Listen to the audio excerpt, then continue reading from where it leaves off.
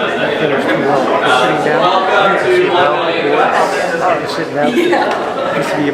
are lots of seats up here. You're welcome to sit in the back, as I know some of you prefer.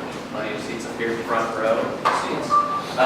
Welcome to the Greenhouse again. This is 1 Million Cups. It is a weekly program put on at 9 a.m. across about 75 cities nationwide, featuring two startups, two businesses less than 4 years in business, under $1 million in revenue, doing something innovative, sharing their ideas and looking for feedback from the community.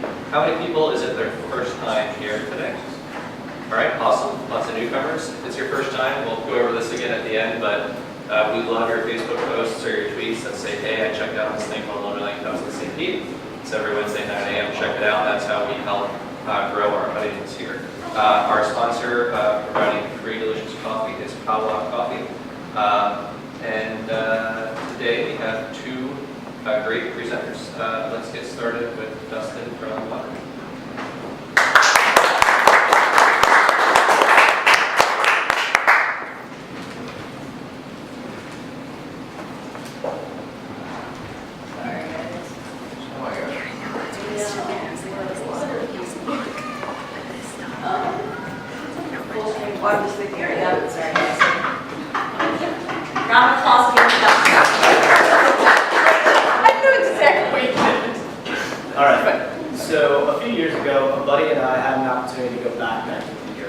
We were about 3 to 4 countries in, and we were on our way to Spain.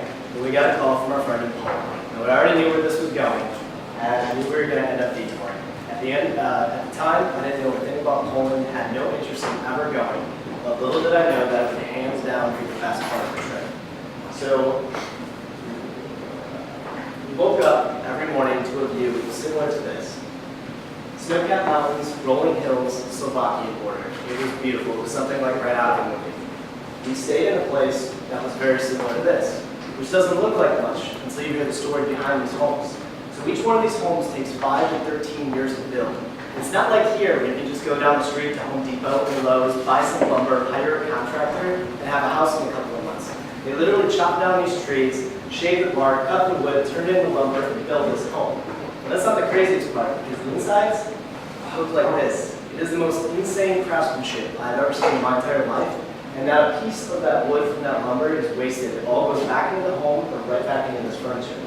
So not only did we get to experience or stay in a home like this, we got to experience the food. We got home cooked meals. We got to learn about the community, learn about their history. The family had been there for generations.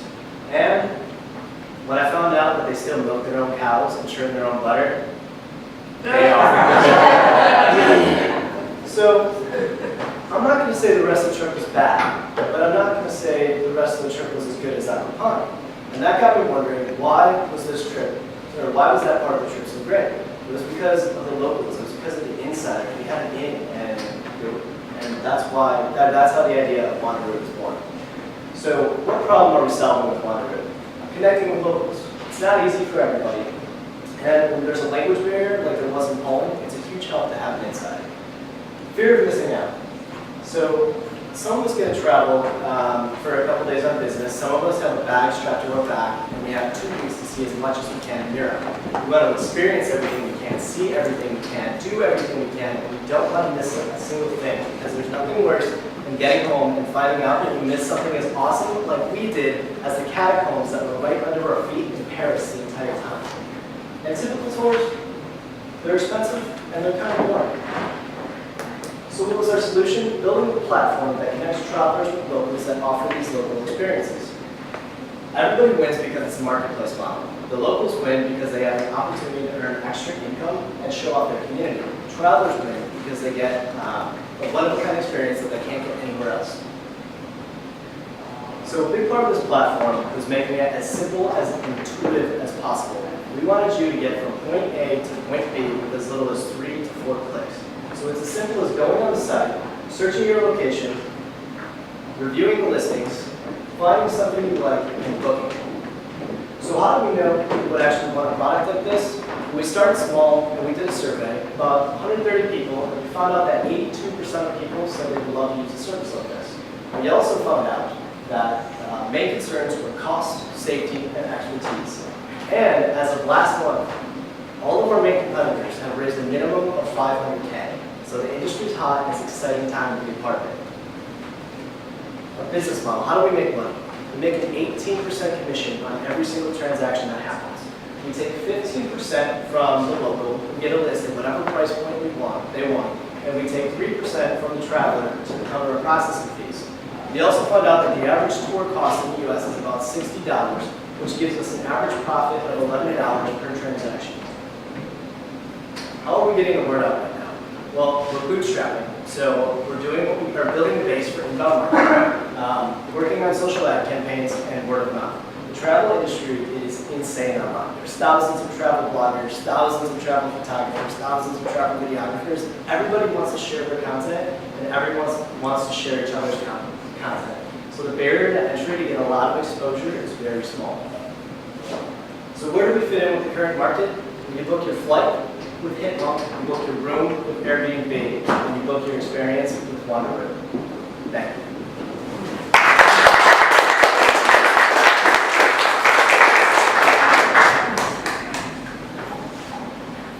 Yes. Can you tell us exactly where you are in the process? Like, is there a working app for people to use, or? So right now, at the beginning of the year, we launched the official website. It's up and it's live, and we're currently working on a mobile app.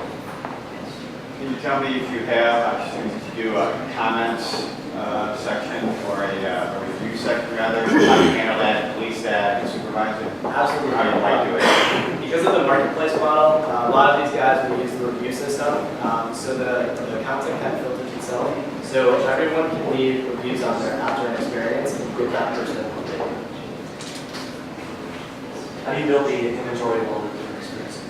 So that's the fun part right now. Because of the marketplace model, again, we have two markets we have to satisfy. So we have to get locals who actually create their listings, and we have to bring the travelers to actually book those experiences. So right now, we're focusing a lot on getting those locals on board. We're trying everything we can right now. We don't have funding yet, so we're bootstrapping. So we're experimenting with social media, contacting local tour people, getting feedback from them, and getting them to sign up little by little. So just baby steps. Are you focused on certain cities? Right now, St. Pete, Tampa. And then we're probably going to be experimenting with Chicago and Denver. We want to do a tropical area, a big city, and some mountains.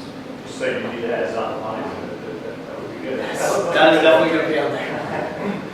How big are your competitors, just so we have an idea? So our filming competitors, Vital has been around for, I don't have that slide. Vital has been around the longest. They have about 3 million users, I believe, right now. But they've been around since 2008. So, How do you compare to your competitors? we're small, we're new. The newest one that we're focusing on right now is called Head Out. They're out of New York. They have products similar to ours, different model, and they actually relaunched and are only doing mobile. So we have a mobile one. We have Viable, which actually pivoted and does only like a concierge, scheduling your booking kind of thing, and Trip.me, which actually is the one that raised 500K last month. So none of these have been around for a long time, and they're all starting to get hot right now. How about your relationship with the locals? How do you vet them? How the exclusives for their type of offering? How long can they stay up? How do you deal with that startup and ongoing? So we just launched at the beginning of the year, so we're kind of learning as we go and experimenting. Right now, I'm trying to do an event face-to-face with people in St. Pete and Tampa, trying to get feedback, finding out how they like to be contacted, what works for them, why they're interested, and just kind of building a model to do. Would you have, say, 2 Segway tour people, or only one gets it? They get it for a year, they get it for a month, they get it? Everybody can do it. I want it to be focused on the experiences. So if someone goes and they find they relate to someone more, maybe it's a tour to show them the best breweries in town or something like that. And if they relate to them, they look at them in the eye, I want them to have a connection with those person, not just a typical tour where they show you this, they show you that, they show you some boring stuff, and at the end of the time, it's just you have to awkward like goodbye. We want to eliminate that. So that's what we're working on. I wonder if your target on the, not on the buyer side, but on the tourist side is not the U.S. In the U.S. it seems like every major city, like Chicago, St. Pete, you have tourist boards, they have tourist set up, their channels already created, but I traveled last year to Cartagena. Their tourist board was like just setting up the concept of like, hey, when people travel here, we don't have existing tour companies, and so they're actually training their locals on how to put together tours. So maybe it's, I think of like Iceland is really pushing people to come visit Iceland. They're discounting airfare, they're doing all that. You know, you might actually get more buy-in from a city or tourism board or country on helping you or working as a partner to, you know, they might feed you hundreds of people that can do that. And then it can start off by being a visiting Iceland, and you buy search engine terms and ads around like tours in Iceland. There's not like one particular person. Destination? I like that. That's just what we Yeah. I like it. We definitely trust them. I just got back from working on a farm in Costa Rica, and I did my a workaway program. And everyone that I was there working with, volunteering with workaway, also was there not just to work on the farm, but also to travel around Costa Rica and find out about the local culture and visit the local spots. So I didn't know if you have worked with a network like that at all, but I think maybe getting in with some of the workaway and the Wolfer and some of the people who are traveling from all over the world anyways to go and have that cultural experience and stay longer than a week or two, because they're also looking not just to work but to travel and find out about the local culture there as well. So that might be a big network of people to get to. It's called Workaway. Workaway? What does that If you create your app and you have like a banner where you have some of the advertising on there, and you often service people for free for a while until you build up your base, you could change it later on, or maybe the advertisement would be enough to support your app. Okay.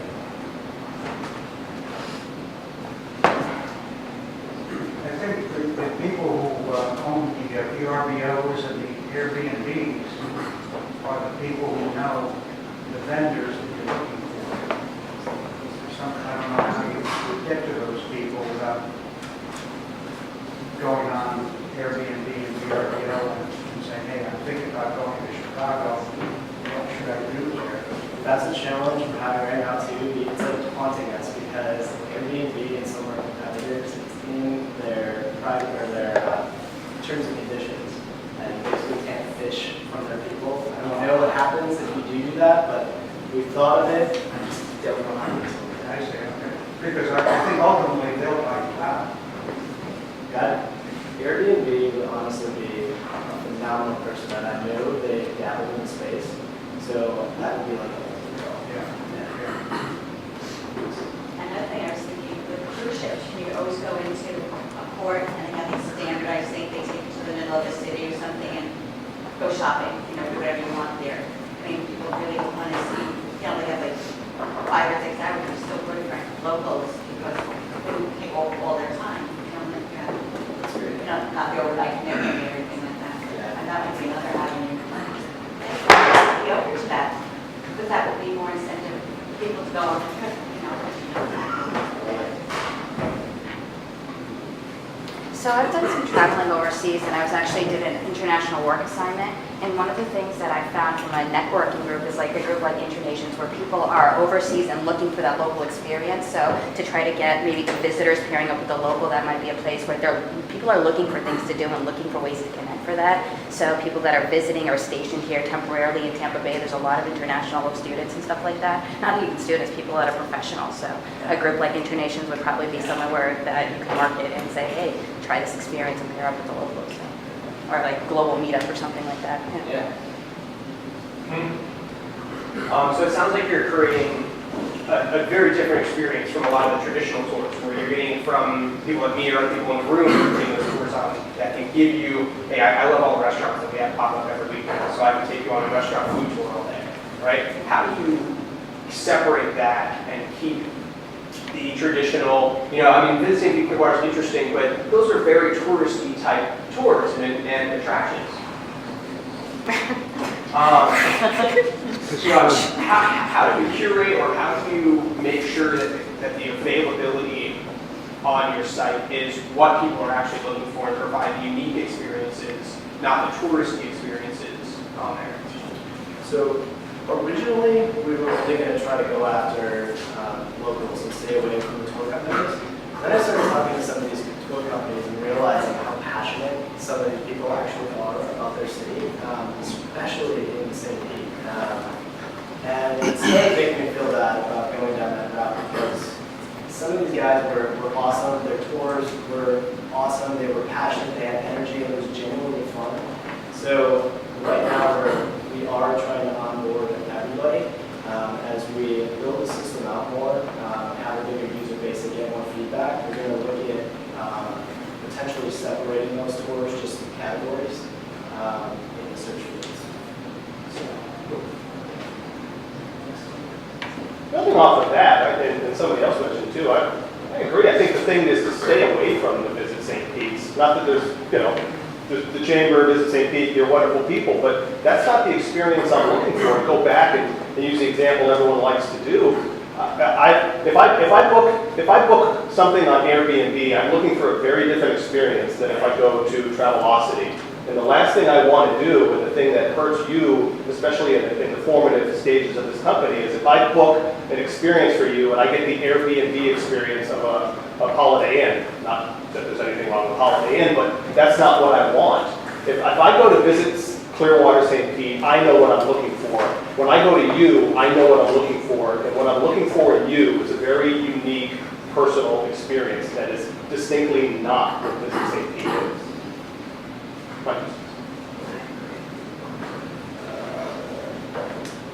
It seems to me that you could fill your bucket with experiences from around the world, talking to some of the international expats or Peace Corps groups or homestay abroad or things like that.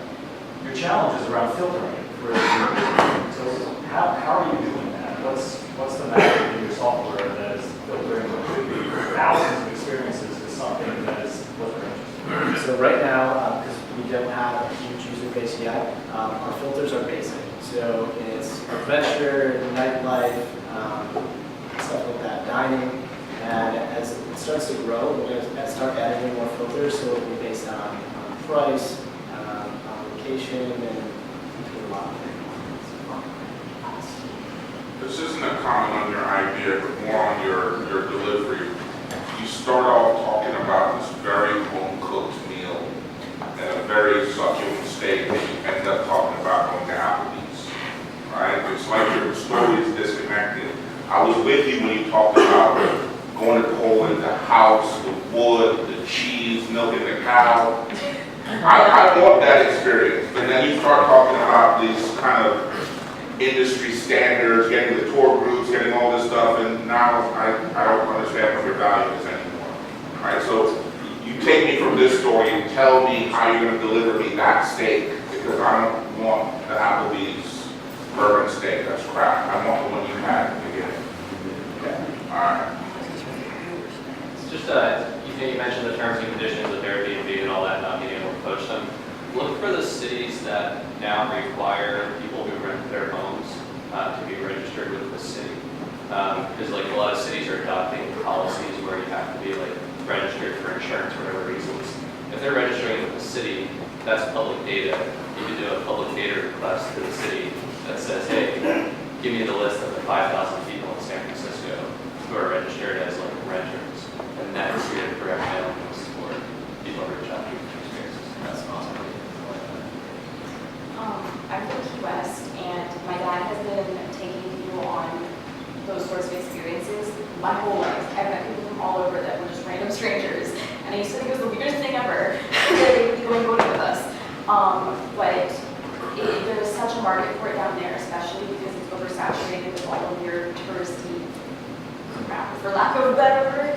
If you're ever interested in that market, I can connect you with a ton of people who would probably be very happy to jump on board. I know even me personally, I would never encourage anybody to go there on vacation unless they have a little bit going on, because it's just so, that environment is just, yeah, so I'd be happy to connect you. to that. And yeah, like I said, my dad was for years. He loves taking them out boating and doing all sorts of crazy random things. And I know a lot of people that probably would do it too, especially if there's any sort of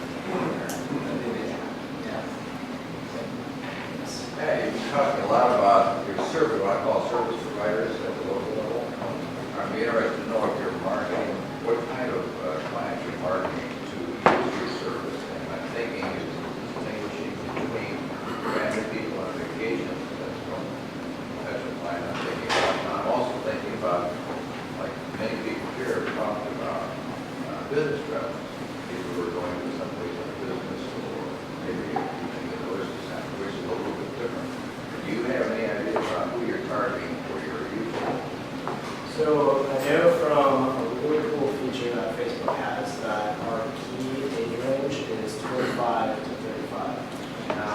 As far as business travelers and families, families are the challenge with all of these services right now because families don't feel 100% safe yet. They want their kids to be somewhere where they feel safe. They want to know that their Airbnb is going to be safe, their experience is going to be safe. So that is the market that everyone is trying to solve right now. So you're really not focusing on the business traveler, which I would kind of intuitively think would be pretty lucrative resource.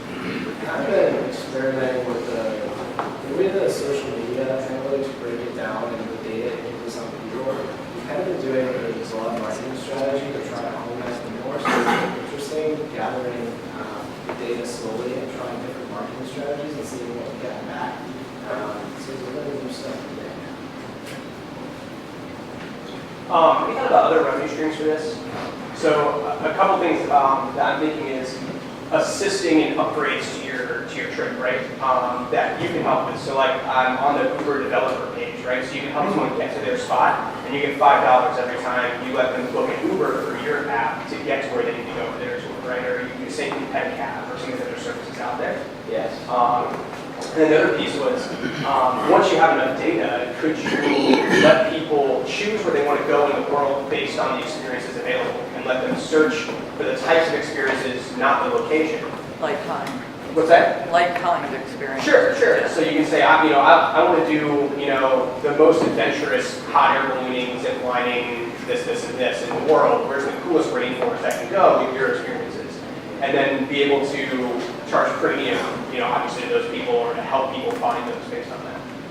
That idea is awesome. And the Uber point, we looked into that. So I know Uber offers the API, and we're waiting on Airbnb to open it up. I know Hitmonk is one of the only people that have access to the Airbnb API, but that opens a lot of doors if we get those, and they can book their experience and then be like, hey, you want a little place to stay too, or you need a lift to your destination, to your resort. So cool, try it out. So the idea is people their way through Airbnb and then experiences with it.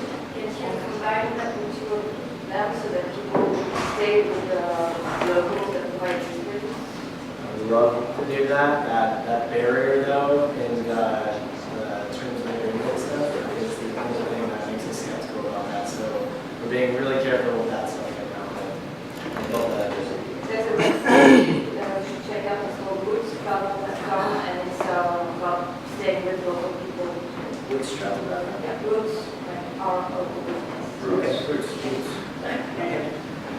Awesome. Justin, thank you so much for coming out today. Great presentation. How can we, as a St. Pete community, help you get the Wandaroo up and off the ground and running?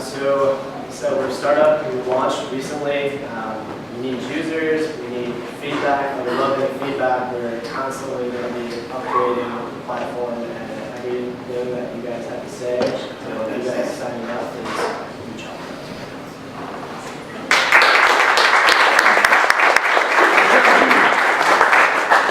Well, thank you all again for coming out this morning. I'm here to tell you about some events coming up over the next couple weeks here. Just so you guys know, tomorrow at 2 o'clock, right here at the greenhouse, there will be an office concert. I know a lot of you guys have seen Fran present in the past, so if you're in the area and looking for some good music or want to mingle with some other professionals, it's a good time to come over here.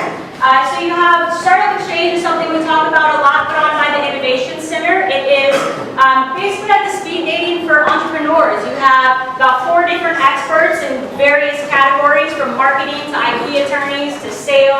and they're there to give you free advice. So it's a good event. JJ, where is it this month? $3 brewery. Okay, right down the street. Great view there. Beer there too. And also we have coming up on the 31st a listening group concert. Again, a lot of you guys saw. I just told you about that. Sorry, I was thinking else about something. Sorry.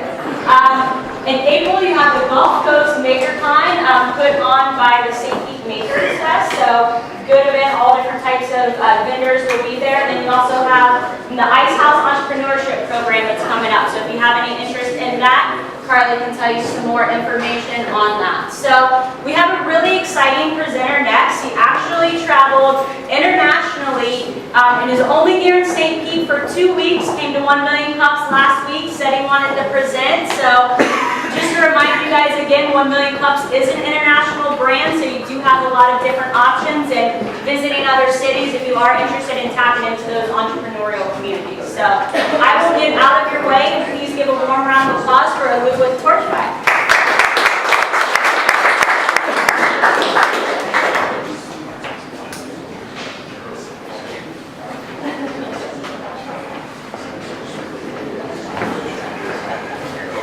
Good morning, everyone. I'm Lou, co-founder of Torch Technologies from India, and I really hope you understand my Indian accent. Before I get into the product, I would like to give some amount of background about the company, about myself, about the team. So, Vinay and I started working together since 2000 onwards, and we were part of a technology startup primarily in the telecom space. We worked together till 2007. We had a successful exit. And then we continued doing a bunch of other startups. I was based in Singapore for a couple of years. And we decided to get back together sometime in 2014 to use our technology experience, but not just solve something in the digital world, but solve something more in the real world scenario. So we started off this product Torch as part of Antariksh Labs. And to identify real world problems, we first picked up offline retail. The moment we started solving problems for offline retail, we got selected by Target, and we were part of that accelerator program in Bangalore, in India. We spun out Torch Technologies sometime in 2015 when we graduated from Target incubation program and got into the market with our new product. So this is what Torch is. It's a simple plug-and-play IoT device. How many people over here understand IoT? Okay, quite a few of them. So it's basically a terminology for Internet of Things, anything that connects to Internet. When plugged into a retail store, instantly starts recording or tracking every possible mobile phone that it is seeing in the range of it over Wi-Fi signals. It collates all this data, puts it onto our cloud, and our cloud is running an analytics engine, which is very similar to what Google Analytics would do for a website. So typically, Google Analytics tells you how many people came onto the home page, then to the product page, then to the category page, and who converts into a purchase, sale, and stuff, right? We give similar information to a retail store in terms of how many people came inside the store, how many people were seen in the range of the store, how many people spend more than 15-20 minutes inside the store, and also some amount of demographic information in terms of make of phone and stuff, right? But the real need in the market was not just to identify how many people came inside the store. This allows you to take some data-driven decision. But the opportunity over here that is needed really is to know who these people are and try and communicate with them. And each of these persons, so our tracker has been able to identify that there are tons of smartphones out there in the market every time you plug one into a retail store. These retail brands want to know who these people are and communicate with them through their mobile phone because they're constantly looking to the phone, right? How brands try to solve this right now is by coming out with a mobile app. Mobile app has its own challenges. First of all, download and distribution of the mobile app is a big challenge, and then communication in a local, hyperlocal scenario is solved through technologies like iBeacon. But what happens is the user proposition is so low that people keep uninstalling these apps from their phone. So what it proves is that people are ready to engage through the mobile phone, but they do not really want to give up on real estate on their phone. They do not want to have an app on their phone all the time. right? That is how we came to the product TorchFi. What TorchFi enables for brands is a real-time hyperlocal engagement through the consumer's mobile phone without expecting the user to download a mobile app on the phone. How it supports that is basically by broadcasting a Wi-Fi hotspot. The moment a consumer connects to the Wi-Fi hotspot, a login screen pops up onto the phone. And if any of you have used free internet access at airports, there's exactly the very similar technology, right? But we are using this real estate to actually bring in an engagement and a communication between the consumer and the brand while they are there inside the store. This technology could work for multiple industries. It could work for food courts, restaurants, hospitals, banks, retail stores, brands, etc. To prove our use case, the first industry that we have picked up, where we are really solving a problem for the consumer, is food courts. A typical example of, or a typical experience of a family visiting a food court for a dinner is starting from walking into a crowded food court. The moment you spot a table, the kids run to grab the food, the table. Right? And I'm sure everybody connects to this fact. You grab the table and then you start standing in long lines to place an order. And God forbid, if you have to place an order at multiple restaurants, you have to stand in multiple lines. While you are standing in these multiple lines, your family is patiently waiting for the food to come. Eventually the food arrives, but the worst is yet to come. Your wife doesn't like what you have ordered. So how do we solve this with TorchFi? Walking into the food court, I cannot help you with the seat. You have to find a place to sit and go seat yourself. Connect to the Wi-Fi hotspot at the food court, and it will pop in the login screen with the list of restaurants at the food court. Select the restaurant that you want to place an order from. Their menu appears on the phone. Select the food that you would want to order and confirm your order by actually making a payment. We can make the payment over here through multiple online channels. All this for the consumer to do without downloading a mobile app onto the phone. What happens after you place an order is it gets popped up at real time onto the console for the restaurant. And they could click on a ready as soon as the food is ready to be picked up. This sends a real-time SMS notification to the customer to actually go pick up the food, right? We also collect some amount of feedback, and we know exactly what you have placed an order for. So we don't take a feedback overall, but we know what food items you ordered, and we can curate a rating system. That helps us give you a personalized experience when you come back to the food court and give you personalized recommendations based on data that we have collected. So we have a live demo running over here, where I have set up one of these devices, which is broadcasting a Wi-Fi hotspot called TorchFi. And you can connect to this particular thing and experience it from your phone right now to place an order. I will not be able to deliver the food, but I'm also taking some feedback over here on the same system. Right? So please try it out on your phone while I'm open to take some questions.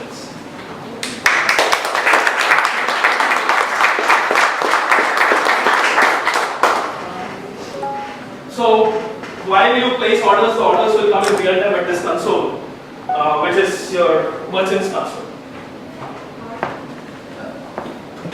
If you are placing orders from your phone, but I can still take questions meanwhile. So we have to find the Wi-Fi and then select TorchFi. There's a Wi-Fi called TorchFi from connect from your phone. Yes. So tell us exactly I'm sorry if I missed this, but are you live in all different locations? Are you focused over in India? Are you trying to get access here? What's your target demographic? So, as I mentioned, I'm a second-time entrepreneur. And one of the most important aspects of launching a product is the right time and the right market. Right? With the penetration of smartphones in the US market, it's better for us to launch this kind of a product to bring in an engagement in a developed market than doing it in an Asian market where the penetration of smartphones is not 100%. So what we are doing right now is we are live at a bunch of places in India, and we have got case studies of people have used it and it has worked very well. But I'm looking to bring this product to the US, right? And that's where we stand today. If I have a restaurant and I want to try your product out or use it, how much do I pay you for you to plug that in? So, is there any other backup software that's required on my end? So the way this thing works is for restaurant is we deliver one of these devices for free. Right? It gets plugged into your existing network inside the restaurant and it instantly starts working. As far as the business model is concerned, we are still trying to identify what would be the best model to enter the US market. But we have multiple models. We have models where we take it in a SaaS model where you pay us a monthly fee to use this software because it's completely a cloud-hosted solution. At the same time, we could do a revenue share kind of model, but we get paid only a percentage of revenue that comes to you from people using the system. Right? So that's how it works for us. How much does it cost you to make that or produce it? So the gentleman was asking me this question earlier. We haven't manufactured this device. It is an off-the-shelf Wi-Fi router done by D-Link. And our part on this thing is we have built a firmware that goes on top of it, right? We have got multiple form factors and devices that are in higher range, and if it is a larger restaurant or food court, there are big boxes that can be installed. The way this thing works is we do not charge for the hardware device, we just charge for the monthly service. What it costs for me is different in different markets. It's off-the-shelf device, so this could cost anywhere between $20 to $100. And patents? Are you involved with patents? Oh, with? Patents and intellectual property protection and things like that. See, these are things that I'm not aware of. So Patents, like the US patent law, things like that. Right. So we know one thing is that there is no patent infringement as far as the technology is concerned because it's an open Wi-Fi technology and it has been existent for decades. What we are doing is a very smart way of using this technology. Right. As far as my technology or my product is concerned, yes, I see a few opportunities of filing patents, but those are secondaries. And the first thing is to get a user feedback, see if the product works. So you buy this off the shelf and you put it out there, but you're providing your own software that does this, is that the deal? Yes, so the software component is 90% of the solution, the hardware is just 10%. Yeah. So the hardware is always software, your product? Yes, so this is our product. How much funding are you looking for to get in here, United States? I need to talk to you separately on that. But I can only enter if I get funded. So we are a bootstrap startup, even though we got incubated by Target, and this is a product pivot that we have done. We have been generating revenues in India and in Singapore, but to enter a new market, it requires investments, right? So we will need funding to enter the US market. How much is, I don't have an answer right now, right? I think what's more unique is the whole idea that instead of having an app, you're having a wireless network and then feeding them a login page through mobile. But your app, I mean, your presentation focuses on like the restaurant experience. Is the restaurant piece just an example of the implementation of that strategy, or is that your business? And because the restaurant idea is not your actual business, I think you might have focused too much on that and could have done more on, hey, here's why people don't download apps. Here's an alternative way, connect to a Wi-Fi network, and then you can buy this no matter what type of business you have. Feed them your homepage, even if the user doesn't have data. Right? I kind of missed what your real focus was. So the reason I focused on the food court solution is because people don't download apps. Is because there's no value of downloading an app.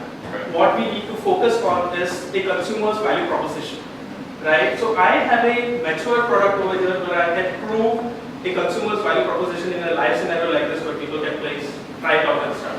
The same technology could be used while you are in a bank and waiting in a queue and engage with the bank, or while you are in a hospital and waiting for the doctor and engage with the hospital rep, or while you are in a retail store and retail, or I have been trying to do what they call omni-channel, where you can place an order from a tablet that is placed inside the store, while you are also looking at products and stuff. What they don't know is who is using that tablet. The same technology supported through this will allow them to identify who is this customer using this tablet or using the online mode to place an order. So there are multiple ways of using the technology, but I have used only one of them right now to actually do a live demo. Yeah, and interesting it comes across as like TorchFi as a restaurant and like a food court ordering system versus TorchFi as a platform to deliver that. So I agree with your point. It's a way for me to enter the market. Yeah, sorry. I was curious, having looked at municipalities, a lot of the cities are looking for opportunities to engage with citizens, where you can pay your water bill, where they can get access to city information, especially for tourists to be able to find their way through cities, different, museums or attractions. Is that something that you can scale up to, or no, it needs to be more of a small-scale retail space? So one of the most important thing over here is this technology will only work in an indoor scenario. Okay. Anything outdoor, you would rather connect to 4G network and you go to a website to find out what's happening, right? In an indoor scenario, if you want to use this thing in a museum or something, yes, things could be done. Okay. And this technology historically has been used to do a bunch of those things. Right. Thank you. Yeah, Yes, I think this would be good if you could, like if I was on the beach and I wanted to know where a good restaurant was, the beach goes for a long way, so if you could get this to where it would expand to giving you specifics all the way up and down the beach, maybe not just a real close. So again, to your point, Google will do that better than me. Right, so I would not try to get into that, but once you have entered a restaurant, what to order is not something Google is suggesting very well. That is something that I can play with. The information you, on your analytics and those kind of things, how dedicated is that to the person? When a person walks in, I saw the point you're saying, loyalty customers and those kind of things. So collecting that information, scraping all that information, Target is an infamous example of losing their security to people. Yes. How is this protected? Is it protected by the establishment? Protected by your software? What's the limitation? I think it's great. If I walk into Best Buy, I want to know what movies are on sale or what cameras on sale. I mean, that's a great idea, and there are some things that do that broadcast that to you. I'm just looking for the differentiation and how you protect those things. So one of the most important aspects of consumers' data is the consumers' data now belongs to the brand. So a Best Buy or a Target is who is holding this expensive data, and it is their responsibility to safeguard this data, right? As far as our solution is concerned, we are talking about co-branding this and not white labeling this. So when you walk into a Best Buy, you see a Best Buy TorchFi, right? And the set of services that TorchFi provides is our responsibility, right? So we will not 100% integrate into the Best Buy solution, but we are recording our own set of data. We know that what kind of places or what kind of products that you have been surfing through this time. And based upon that, we will give you recommendations. We are not immediately diving into the CRM data of any brand. That's what we do. So if I look at a restaurant or a retailer or a bank and I want to use your product, do I go to you to design the interface or do I have to design it myself? Both ways possible, because a lot of these direct end consumer engagement are existingly available, but it is not being delivered correctly, right? So this pop-up that comes up on your phone when you connect to Wi-Fi, that is our technology. If you already have an interface where you are giving recommendations to somebody who goes onto a website, I can just plug into that one. So either we could build it for you, or if you have something, you could plug into that. Yes. Building on that question, Anoop, how do I adjust a dynamic environment? I'm going to use, since you started with the food court, I'm in a restaurant, and anybody who's ever been a waiter, what happens when I run out of, bread? The steak special. I run out of bread, 86 bread, right? I need to take it off the menu, 86 fried mushrooms. Right. So I don't want it available on the person's phone. Am I going to have an interface where I can go up there and say, no longer available? Right. So these are the things that get built for each industry. For example, right now you're seeing a cancel button over here. It basically means the restaurant owner or the food court can say, I am out of this thing and I cannot take this order. And I'll cancel it and I'll send a notification to the end consumer saying your order was cancelled. We can also bring in an admin module which says that the complete menu, because it's a digital menu, I can keep switching off those things. I can say I cannot take any more orders because I've got 20 people lined up. I can stop taking orders altogether. A lot of those things at real time is possible because it's a cloud hosted scenario. So this is up to you to design, implement, customize for each individual. It is up to me to design depending upon what the consumer wants, and that is our strength. So we will work with the businesses. We are a B2B2C business. We sell to businesses to help them communicate with their consumers. So our business is directly with a brand or a restaurant, right? So whatever they want, we build it for them.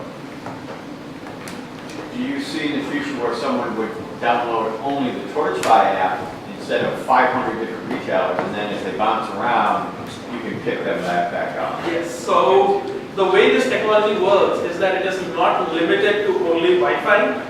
We could have a TorchFi app, right? And TorchFi app could be a 100% local, hyper-local engagement solution. So you can pop up this app whenever you walk into be it a library, be it a hospital, and TorchFi will, so we have those things in our roadmap. It can be done. Right. And I did try the app. Went right through it, ordered a drink, so what's word in the works. I haven't had a drink yet. Yes. How does the consumer know that's available? Like if I walk into the food court, my phone's in my pocket, my kids are running wild, how do I know that this could make my life easier? So some amount of, because it is offline, some amount of communication has to be done offline. So what we have noticed is, the moment we set up a Wi-Fi hotspot, even without any communication, people connect to it. So people are used to accessing Wi-Fi, free Wi-Fi for internet access, right? So and this also gives you free internet access. So you connect to this thing and it will allow you to connect with them. But if you want, it's a local marketing that is needed. So you will have to maybe put up table tents or some kind of communication that says if you want to place an order from your phone, try connecting to TorchFi. Yes. How localized is this? Can I track somebody through my store? Can I track somebody through the food court? Do I know if they're in front of the Chinese restaurant to there? And can I use that to push to the individual? Can I push you a coupon when I see you leave my place? So the technology that you are talking about is something that we can do, but we do not want to do anymore because we have tried it.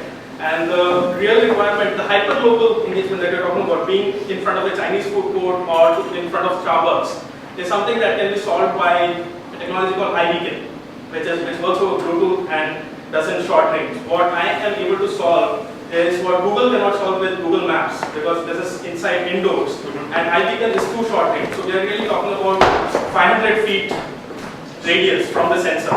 So I know you are inside the food court, but I do not know if you are in front of the Chinese restaurant or this Starbucks, right?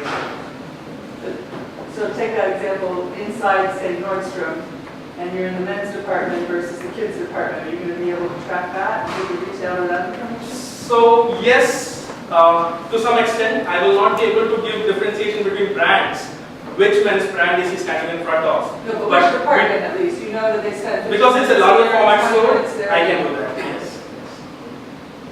Okay, so if I'm a retailer and I'm interested in your product, what's the two main things? First, the short-term benefit that I get when you are trying to sell me the product, and then is there a longer-term benefit that I get? So the short-term benefit is this whole aspect of bringing in a digital engagement. So today, if you're a brand or a retailer or a mom and pop shop, you wouldn't want to build a mobile app so that people could download it and connect to it and do a bunch of things. But everybody at one point wanted to have a website. Today they want to have a mobile app. But it's all about having a digital engagement. So this brings in the immediate factor of engaging with the customer on a digital format from their phone.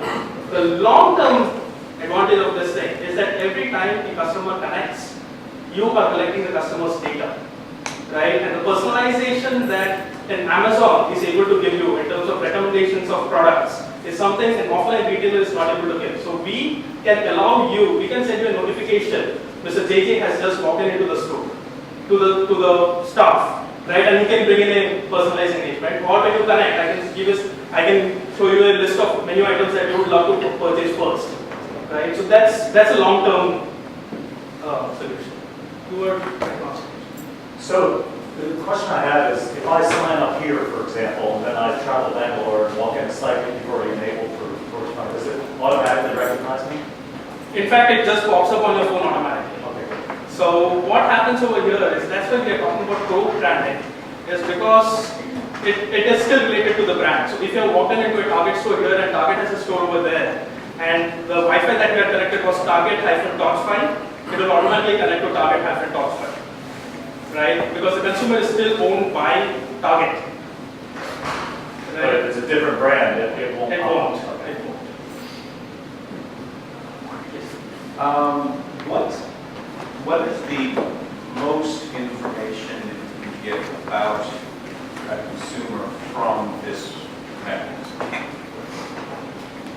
Not including having an enter in the data. Can you get their ordinance? What can you ask the phone to give you, or the browser on the phone to give you, versus what you have to ask them? So the reason why we are anti-ask is because we do not want to read anything from a phone that is not allowed, or whatever, right? As in it is trying to read through too many of data and stuff, and we do not want to do that. What happens with the sensor is that these phones get identified uniquely. Even if you have not connected to my Wi-Fi, I have sensed that a phone came into the range of the store. And if the same phone comes back into the range of the store, I know that it's the same phone that has come back, but I do not know who the phone belongs to. When you connect to TorchFi and you identify yourself, you give your phone number and say, this is the order that I want to place. Now I know this phone belongs to so-and-so person, right? But the data that I'm capturing, I'm not trying to read into anything else on my phone. It is only the engagement that you have set up. So I have to actually physically enter in my password for my phone number. Yes. Right? And if you try it right now, you'll see that. Now, so there's no unique identifier that you can get from the phone using this mechanism. Each phone is uniquely identified. That is what I said. What So is I that? know What that is it's the that same called? phone. That's the device identifier. That's a device. That's the device identifier. That's available through JavaScript. That's something that your phone is constantly broadcasting on Wi-Fi. On Wi-Fi. Okay. Only on Wi-Fi. Wi-Fi is not turned on. If Wi-Fi is not turned on, your phone is not broadcast. Yes. All right, so you can engage the person and then say we can give you a 10% coupon off, just give us your email address. Now you're collecting more data from the customer. Right. Okay, so there's other things that they can do to start collecting more data, but you got to get the person to engage. Correct. Are you tied into the actual sale in the example of Nordstrom? If they're walking around the men's shoe department and you pop up a coupon, do you know ultimately that that phone was associated with a purchase on that day? And then in the future, can you say, we know this phone buys men's shoes, let's offer men's shoe discounts? I will be able to do that provided you have connected to the Wi-Fi and search for shoes from your phone. Right. But do you know a sale was transacted that day? The same transaction is also if you purchase the phone, the shoe from your phone, is the data that I have recorded. But if you're just walked in with your phone with Wi-Fi switched on, I've tracked that this phone was there in the range of the shoe counter, and then you went on to the payment counter and placed an order and actually paid for it, I wouldn't know it's the same person. The only way I will be able to know that it's the same person if you are connected onto Wi-Fi and you are given your details and actually place the order through the phone. If you made a payment through the phone, then you don't know. But if you pay through a credit card, you won't know. I mean, how does that benefit like Target? How do they tie the activity that you're providing to actual sales as registered? Or does that matter? It does matter. It matters a lot. So Target, it was a great experience working with them. You cannot imagine how much data that they are capturing.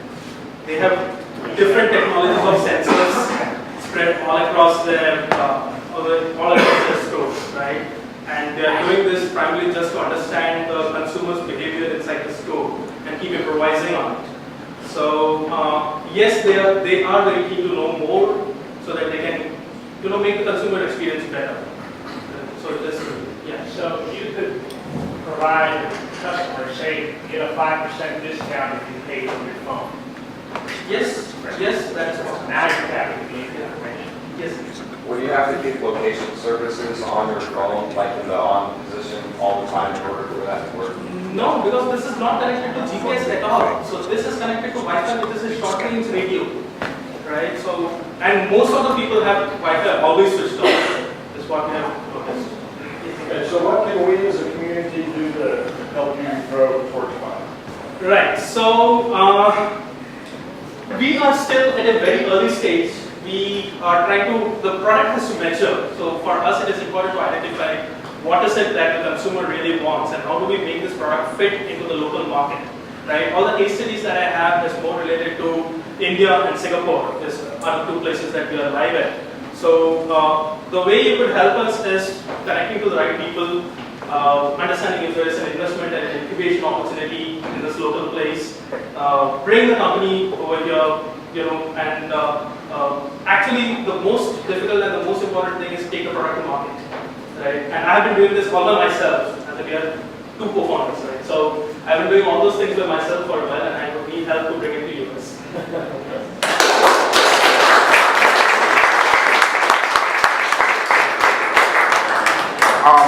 Can we look at Mr. Whoever 1 Million Drinks is and see that that's a confirmed alcoholic? No, thank you everybody for coming to 1 Million Cups. If you're new and you haven't signed in, we've got a sign-up sheet back here so you can keep getting announcements about us. We're all part of this startup community. There's one more event going on Friday that I forgot to mention, but there's a house concert. There's a concert free on the City Hall steps Friday at noon. Closing down the street, so part of what's going on here in St. Pete.